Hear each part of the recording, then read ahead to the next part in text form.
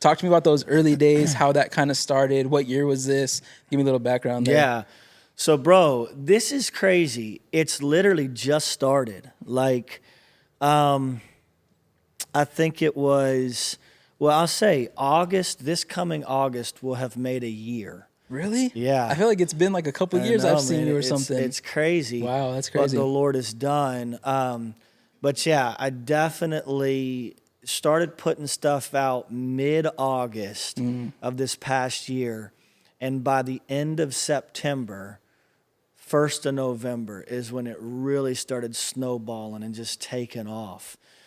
And what I'm doing right now, I mean, I literally have no words for it. It's just something that I fell into. There's no other way to describe it. The Lord and His sovereignty dropped this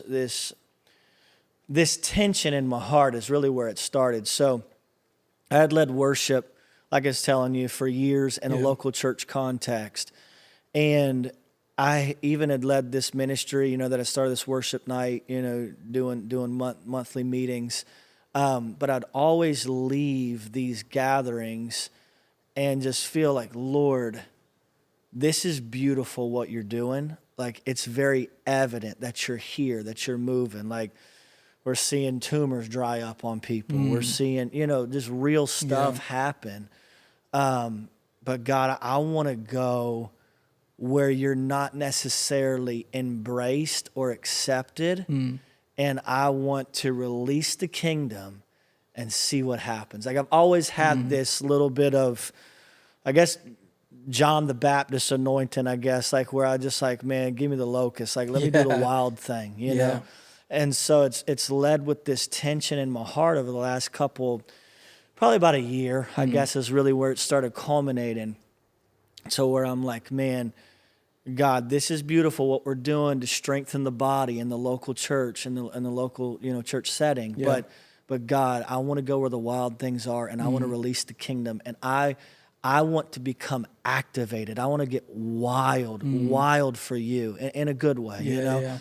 And then my prayer is that it would provoke others in the body to step out and be activated. Not that we're trying to get people to have street ministry. I honestly wasn't looking for it either.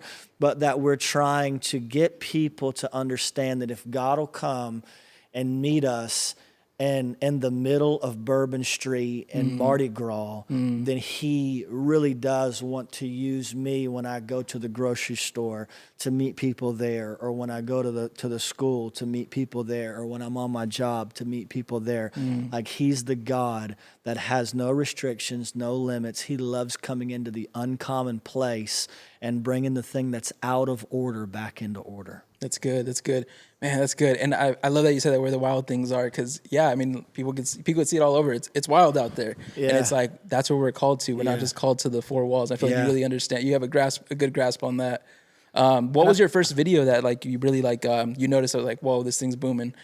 Yeah, so it was a cover song. Something about the name Jesus. Something about the name Jesus. It is the sweetest name I know. Kurt Franklin. And I don't know why the Lord decided to use that video, but He did. And then I just thought it was going to be a one and done type thing. And then I put something else out. And I was already, like I say, pretty consistent for about a month and a half before anything happened. I had this little routine, little strategy I felt like the Lord told me to do. And so then after that, put another video out, and the Lord just breathed on that. And then it just started getting crazy to where it was snowballing. Like, every video just started doing really, really well. And the beauty of that is this for me.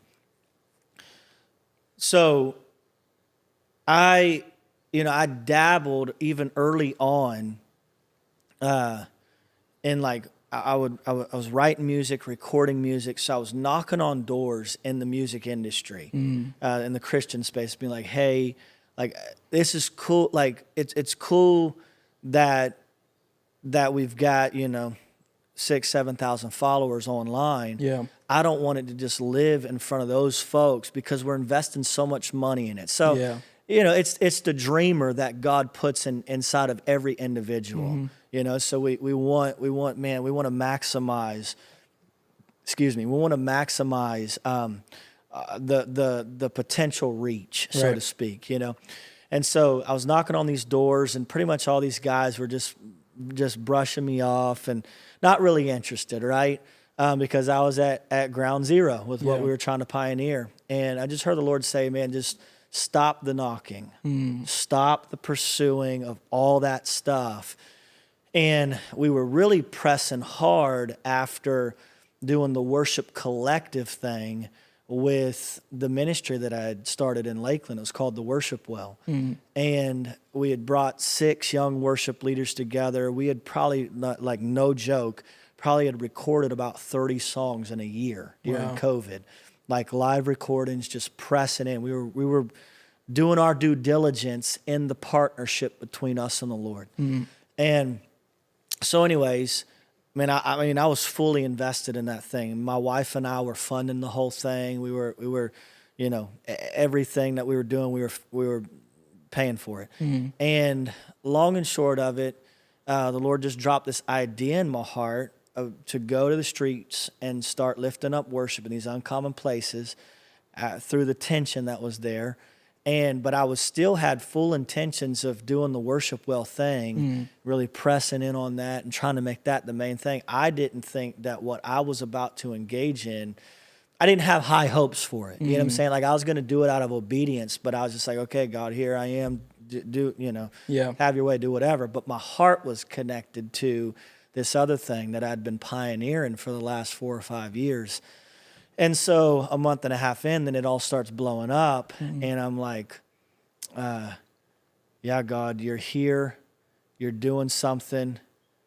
Why street ministry? But you're doing it. You're doing it. And I'm here for it. Like there is no way, and we could talk about this a little bit later in the podcast. There's no way that I'll ever be able to deny that God's hand is on this thing after I could literally tell you 30 to 40 testimonies right now.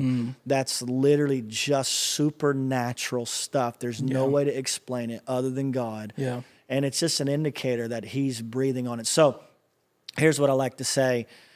I feel like with what I was doing with the well, I feel like eventually we'll get back to that at some point maybe. I have no clue when that is. But I feel like that we were saying, God, here's our offering. Would you come and bless it? And it's beautiful. He says, man, I see that heart posture. I love it. And I'll do some cool things.